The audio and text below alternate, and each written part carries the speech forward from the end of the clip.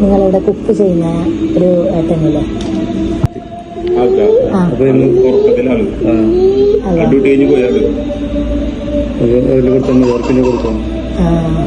ഏൽപ്പിച്ചാൽ മതിയായിരുന്നു.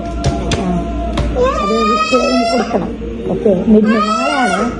അപ്പോൾ അത് ഒന്നും നമുക്കറിയില്ല, നമ്മൾ ഏൽപ്പിച്ചത് അയാൾക്ക് കൊടുത്തിട്ടാ മനസ്സിലാവും പറഞ്ഞു. ഓക്കെ, ഇടാനും ഇന്ന് എന്റെ ബർത്ത്ഡേയാണ്. നിങ്ങളെ ബർത്ത്ഡേ തന്നെയായിരുന്നു? ശരി. പ്രിൻസാ, നിങ്ങൾക്ക് ആർക്കും തരാനുണ്ടോ ഗിഫ്റ്റ്? അച്ഛനാണോ? ശരി. അപ്പൊ ഹാപ്പി ബർത്ത്ഡേ. Thank U.